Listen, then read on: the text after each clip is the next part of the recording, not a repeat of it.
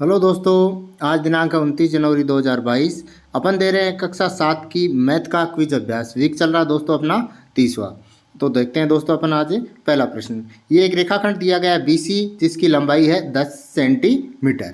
अब देखते हो इस प्रश्न को अपन देखते हैं। सेमुअल एक त्रिभुज ABC का निर्माण AB बराबर 8 सेंटीमीटर, BC बराबर 10 सेंटीमीटर, AC बराबर 7 सेंटीमीटर के साथ कर रहा है।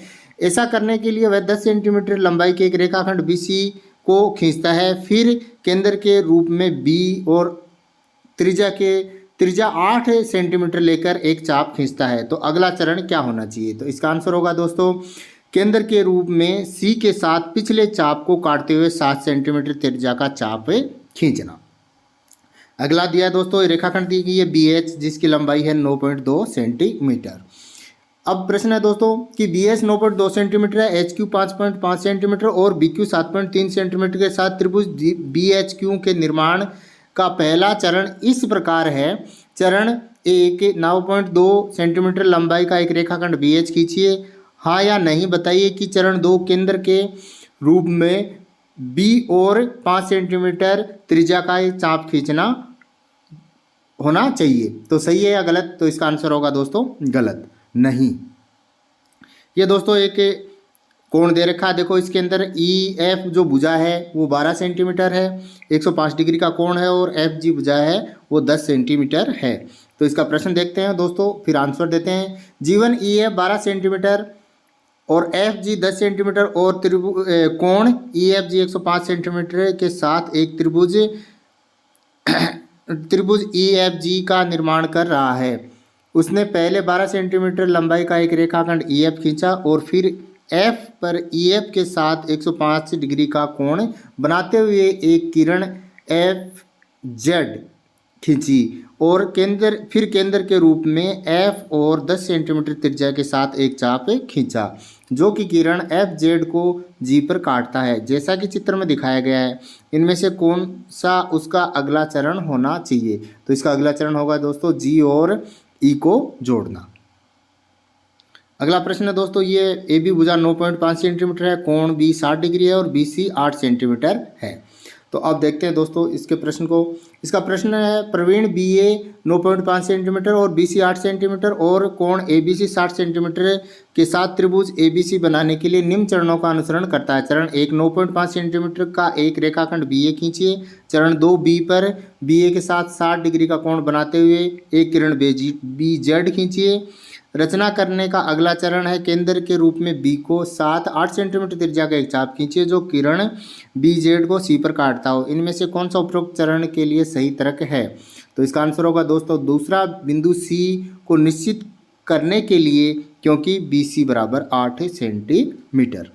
अगला है दोस्तों, RT 3 सेंटीमीटर और TD है, वो भुजा की लंबाई दी नहीं है और कोण T है, यह 90 डिग्री है।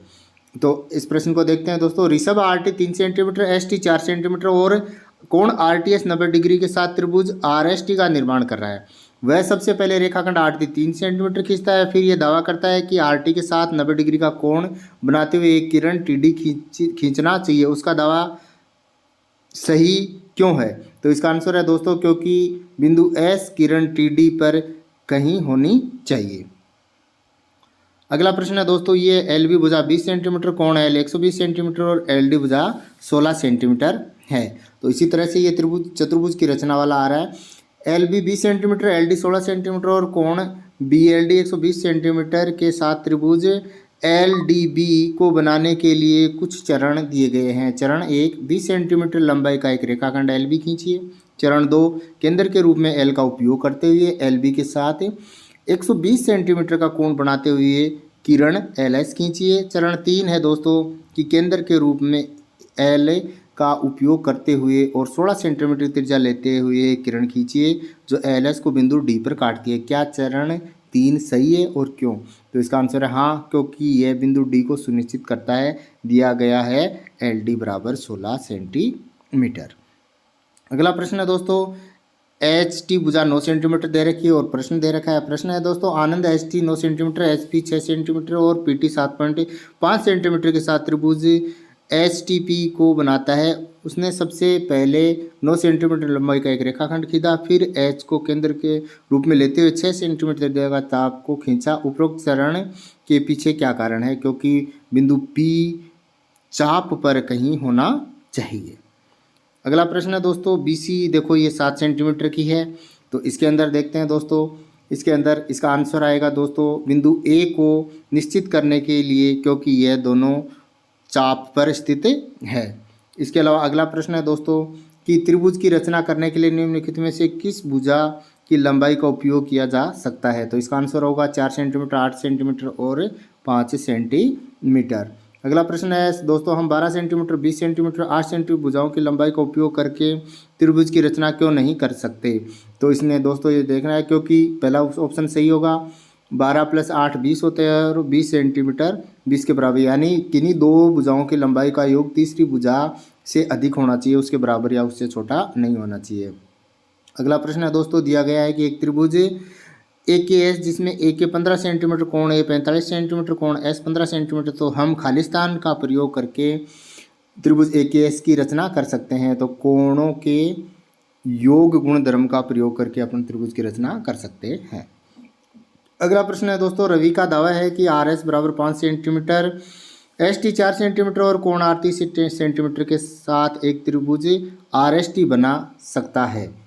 उसने पहले एक रेखा RS खींची, फिर 30 डिग्री के माप से कोण R की रचना की। उसका दावा गलत है, क्योंकि ऑप्शन A सही होगा, बिंदु T के साथ विशिष्ट रूप से स्थित नहीं किया जा सकता। तो ये था दोस्तों आज का क्विज अभ्यास। रोज क्विज अभ्यास प्राप्त करने के लिए चैनल को सब्सक्राइब करें, वीडियो को ज़्यादा से ज़्यादा शेयर करिए, वीडियो को लाइक करें। धन्यवाद।